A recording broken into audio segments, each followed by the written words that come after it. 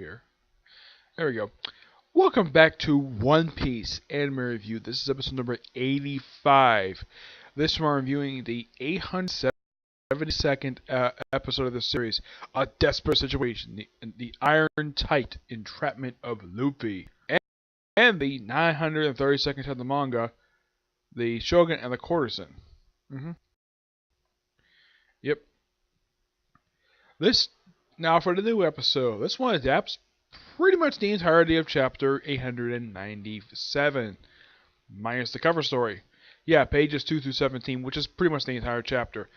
What happened in this episode? Okay, we have a couple different settings in this episode. It's mostly all set in one area, this whole episode. Well, pretty much. We have Peckham's, Brayley, and Luffy. Luffy, of course, is carried. Yeah, he's pretty much being carried around for pretty much the rest of the arc. He doesn't do much of anything. He does do brief fighting in this episode, but I'll get to that in a minute. Yeah, we have Peckham, who mentioned that he can do Sulong too. Luffy, of course, did not know what the heck it was, and Peckham explains, I'm not surprised Luffy doesn't know about it at all, because he wasn't there for the conversation. Now, Jinbei knew about it, which I'm sure that a lot of viewers probably watched it like, okay, Jinbei probably has heard of it, due to the fact he probably read about it being when he was one of the seven warlords of the sea. Yeah, I'm sure he probably read up on it, and he's probably met some minks along the way, so it's not surprising he knew about it. Luffy not knowing about it, that's not a big surprise. Because there's a lot of stuff in the series he doesn't really know about. Like he doesn't know anything about romance. Despite the fact there is a woman who is 12 years older than he is, and she's in love with him, and he's oblivious to her. I mean, he does know that she's in love with him, but he apparently has no romantic interest in her. Yeah, of course, Luffy, that's Boa Hancock. Yeah, my favorite female character in the whole series, who has made not made may return yet. Of course, last time she appeared was in the cover story. But on to this episode. Back to this episode. Yeah, Peckham explains the whole thing, and of course, there's a flashback of Peckham's doing it and Pedro stopping him. Excuse me, yeah. So he figures he does transformation and he uses that time for Luffy to get away. Luffy's like, okay, so they count down, and of course we have the Straw Hat ship, like just racing toward the island. And of course they see the Tart ships, and of course they know that General Smoothie is right behind them, and she does, once again, nothing. She has done much of anything in quite a while. What has she done the whole time? Just stand around, doing nothing, just spits a few lines of dialogue, and that's it. That's really all she has done the whole time. I don't think she does much of anything the rest of this whole arc, aside from standing around doing nothing. So when they finally have Peckham come out of the mirror, now Peckham and Brayley come out, like thinking, where's Luffy? They figure Luffy is actually hiding inside of his shirt the whole time, which makes it the second time Luffy is actually hidden someone's shirt, or at least in their top. Which the last this happened was back during the Impel Down arc when, well, he's hiding in clothes. Last time was Boa Hancock. Yeah, so this is the second time in this series he's actually hidden in someone's clothes. Yeah, one of two series I know where you have this where the main character hides, or at least is hidden inside someone's clothes. The only other series I've seen like this, actually it's about a couple other series I've seen like this. There was one episode of Fairy Tail where he had Natsu hiding in a rabbit costume Lucy is wearing. The other, of course, is the couple times that's happened to Jimmy Kudo from Case Closed when he's in the form of a child. The first time is when he hit his mother's chest. Second time he hit inside of a jacket from Harley. So yeah, it's happened a couple times to him. So roughly like one of three series I've seen this in. I can't think of any other series have it where you have the main character and he hides in someone's clothes. Yeah. Naruto, as far as I can tell, never did this. I'm trying to think, is there any other series I can think of where this has happened? Hiding in someone's clothes. Let me think. I know Tatsu didn't do it from Akame Got Kill. Of the series I have watched? No. There's none. None that I can personally think of. Yeah, so this is, like I said, one of three. One Piece, Fairy Tail, and Case Closed. Unless somebody can figure out another series in the comments below, another series where you have the main character, aside from the 3 I just named, of a character who, as part of a story, hid inside someone's clothes. Luffy, it's happened to twice. For Conan, it's from Conan Ogawa from Case Closed. It also happened to twice. Natsu, it's happened once. So that was a filler episode, but I count it because it happened in the anime. Yep. So Peckham transforms, and he looks like pretty much like a giant lion. Well, because that's technically what he is. He's a freaking lion. Luffy kind of gets away. Luffy can't do very much because he's very weak. Because he exhausted pretty much his supply of hockey. Of course, he's waiting for it to recharge. Thing is, he can't do much fighting for about 10 minutes. So, yeah, he has to spend a lot of time basically being carried because he can't move very much. And this is kind of similar to happen in Dressrosa, where he used up hockey and he has to have somebody carry him for a little while before he get the hockey back. Yeah, and in case you're wondering, he does not use hockey the rest of the whole arc. As a matter of fact, he doesn't do much of anything. He pretty much just carries the rest of the whole arc before he gets back to the Straw Hat ship.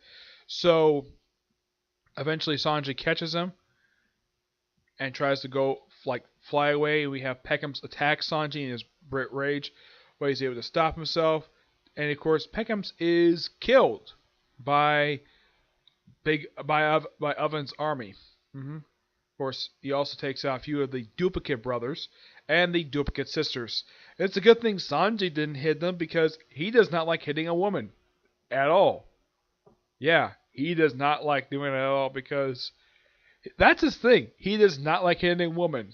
Even if he's confronted by a woman and even if she's evil, he will never hit her because he's that good of a gentleman. And apparently, now this is actually from the Eros Lobby arc where he was actually fighting one of the members of CP7 and was a woman, and he didn't fire at all because she's a woman. And Nami revealed after while she was fighting her, that apparently she liked that part of Sanji, the fact he would never hit a woman at all. Also in this episode, Sanji gets part of his hair clipped off by one of the swords, but he still won. But luckily enough, he didn't count the woman, so he's flying away, and of course he gets knocked down, and then he's surrounded by Oven's forces, and then all of a sudden there's an explosion off to the side. And they reveal who it is. Yeah, they see who it is, like, it's the Germa 66. Yep, they make a comeback after not appearing in the anime for a good 10 episodes. Yeah, last time they appeared was when they were fighting out the forces of Big On's forces in the capital where they live. And of course, you have this awesome transformation sequence of Sanji's siblings, and they surround them to protect them while they get away. Of course, that's what they do in the next chapter of the manga. And of course, we have a transformation sequence, which it's great to see this thing, which is the second time in the anime they've actually shown the transformation sequence, which I love it. It's a great sequence. Yeah. And of course, Jinbei, when he sees the whole explosion, he's actually quite surprised that it's actually the German 66 fleet. And apparently the fleet is made up of, aside from the main country, it's like not regular ships, they're made of giant snails. Yeah, giant snails. Okay, that's actually quite interesting. Yeah. And this overall was one fantastic episode, and I can't wait for next week's episode. Alright, now moving on to the newest chapter of the manga. The Shogun and the Courtesan. First, we have this cover story, which has Caesar Clown, for the first time since he was seen back during Whole Cake. Yeah, as for how he got off the island, no idea. He just an island full of goats. How he got here, do not know. The cover story doesn't explain it. Maybe they'll explain it later. Yeah, hopefully he does go. He actually has a good character, but I kind of wish they would explain what the heck happened to him because he just disappeared. First, we start off in the capital, in the Shogun's castle. We have someone performing a song.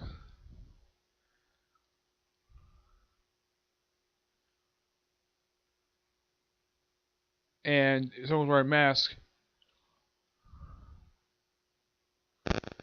And talk about a painless death. Yeah, and then, yeah, it turns out this actually is Robin. Yeah, and she's about to be captured. She's able to get away. She contacts Nami, who is hiding in the roof, inside the roof. Yeah, with the older ninja. And we see Brook briefly in his only appearance in the whole entire chapter. This is also the first time that Nami, Brook, and Robin have been seen first time in about a few chapters. It's been a little while. I kind of wish they would follow what happened at the end of, I think it was last chapter. We had Big Mom show up, and she's now having amnesia. Yeah, and of course Robin runs into some of her co-workers. Well, of course she's undercover. Because her face is very well known across the world, but I highly doubt in Wano because, well, they don't have much communication with the outside world, so how would they know who the heck she is? And we see her, like, do a little moochy face, puts on a mask again, smooches it with the Shogun. And of course, one of the guys speaking. Yeah, it's lots of talk in this chapter. Yep. Yap, yap, yap, yap, yap. And of course, I think it's Robin says, yeah, I think this is supposed to be, no, this is not Robin, this is some other woman, to stop this, my lord. They're about to execute a child, and it's a courtesan. About to be hit, about to be slapped in, well, about to slice the child, but this courtesan slaps the Shogun, and they're all shocked the fact he did that. So I refuse about anybody. It'll make you wife, so if you wish to kill a weak woman and toss me aside, I'm a warrior's daughter, should die on my knees. Not living on my knees. Yeah, and of course, I think this is supposed to be...